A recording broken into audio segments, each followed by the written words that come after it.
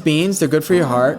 The more you eat them, the more you wonder if it makes sense that they're dried or in a can. So, I have nutrition expert Isabel Smith on the show, and she's going to explain to us exactly what the pros and cons are of fast versus healthy, and if there's a middle ground. Well, first of all, lentils don't have to soak in water before you cook them, right? You can just cook Yeah, you can just cook them, which makes it really easy compared to other beans, right? When we're talking about boxed versus canned, we think about what the packaging is, right? So here we've got a can. I'm worried about the lining of the can, the chemicals in the lining of the can, and the fact that this can sit on the shelf for 5 years. So think about all the preservatives that go into the liquid that it sits in so that it can stay fresh. When you're looking for a can like this, you want to see that it has BPA free on the label. Unfortunately, I think that BPA free may not be our best friend like they're maybe suggesting it is. I think that they're using chemicals that have not been clearly tested. Oh, okay. So what some companies are coming out with, and this is a 365 Whole Foods brand, is a box. And the box is a little bit less offensive, I think, in terms of packaging than the can is. You mean from like inside lining perspective? Right, the packaging itself. Okay. And these are pretty well-sourced companies. This one actually says no salt added on the label, right on the front. And there's a nice big asterisk right there. Because, you know, salt does occur naturally. I know. Hey, I sweat salt. Salt's important too. It is important. We do need salt in our diets. A completely salt-free diet is completely unsafe, right? You know, the canned one just has beans, water, and a little bit of seaweed. So the salt is coming from the seaweed, right? And we're seeing that this one just has organic garbanzo beans and water. From a health perspective, obviously, this is our best option. Now, something that I find very interesting in the lentil arena is since they don't have to be soaked for many, many hours, why would you buy these prepackaged? It's almost a no-brainer. Because people think that it's simpler. We are a culture that wants quick now. We don't want to wait for anything. So soaking seems inconvenient. Right. But this doesn't even have to be soaked. That's what I'm saying. Already in its dried form. Right. But most beans need to be soaked and then cooked. You know, people are like, oh, all beans need to be soaked and cooked. When really that's not the case, as we see here. I don't know if the people that are buying the packaged, ready-to-go lentils, shoving them in the microwave for 2 minutes, I don't know if they're watching. How much you want to cook? How much do you want to eat? 1 portion beans, 2 portions water. All right. What does this offer us that this has, I'm assuming, lost? When we compare the nutritional value of like the raw bean versus the canned bean, we do notice that there is a slight decrease. You know, beans in general are also a good source of calcium, important for bone health, iron. Methane? Right? Magnesium, close. I was trying to be funny with the methane thing. That's of course a byproduct of bean. Is this just a better way to preserve it in general? Dried beans can last for about 10 years shelf life. So longer than the 5-year here. Longer than the 5-year. This one has lost the density of nutrition. A little bit. And maybe also picked up some stuff from the lining. Exactly. And so typically also, this is sitting in liquid. The water leaches some of the nutrition out. Okay. So some of that can be lost in here as well. And I usually dump this liquid. And you should dump that liquid because that's what has all the extra gunk in it, extra salt, extra... But it also has good stuff that's leaching out of this now. Right. This is a fundamental problem. It is.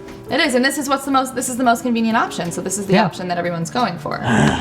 You know, when you can find these, that's really the moral of the story. Try and get the boxed ones when possible.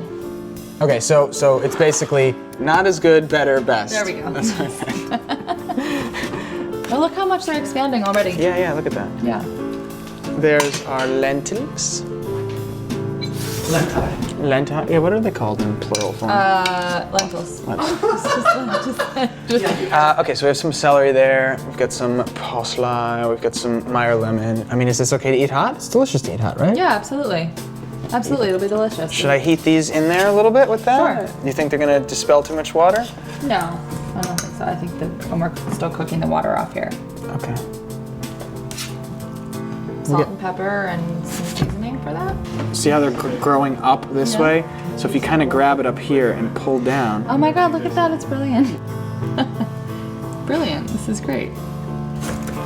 Garlic, for example? Yeah. You have to cut it and let it sit for 10 minutes. Why? So you allow the compounds inside to become active. So if I were to just cut it and put it in there, You does the wouldn't. 10 minutes count when I'm applying heat? No. To get the most nutritional benefit out of it, to get those potent antioxidants, nutritional benefits, you want to let it Let me sit. start cutting it. It's got to sit for like 10 minutes now. I mean, geez. We better get moving here. 26 minutes to fill, that's perfect. And so what's happening right now? So right now what you've done is you've basically just broken down the structure of the clove, right, which is allowed. Allicin is the Alicin, not Allison, the name.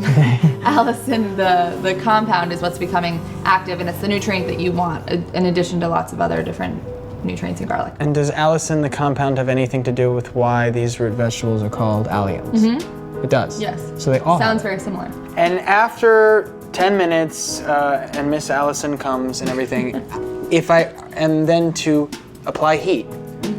Then you're okay? gonna get the nutrient. Yes. And why doesn't it happen if I just, why is that stopping it from happening? Because of the compounds inside of the clove that requires to be sat for a certain amount of time in air before being destroyed by heat. Oxygen. Do you know how much nitrogen is in the oxygen we're breathing right now? Quite a lot. Yeah, like 70%. Right. It's so weird that we call it 21% oxygen. Yeah. Makes no sense.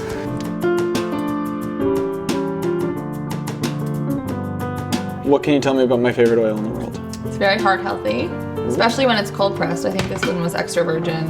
It's packed with lots of monounsaturated fats, and they are extremely anti-inflammatory. Where am I inflamed that need anti-inflammatory? Properties? Yeah. So just the way we live these days, inflammation is inside. It's not anything you can necessarily see, but inflammation is the #1 cause of disease. So diabetes, heart disease, joint pain, obesity is an extremely pro-inflammatory condition. There's a lot of inflammation in your blood vessels, and so you want to have extremely anti-inflammatory foods. What does heating olive oil do to reduce its nutritional properties? Do you have an answer for that one?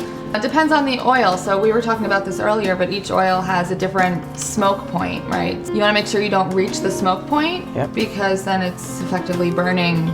And in excess, that can be a carcinogen, which basically means it can cause damage inside your body.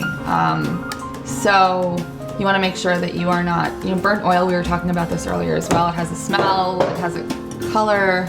And for higher temperature cooking, you want to use an oil that has a higher smoke point, a slightly more refined oil. It's not necessarily olives, it's how it's processed. Yes, exactly.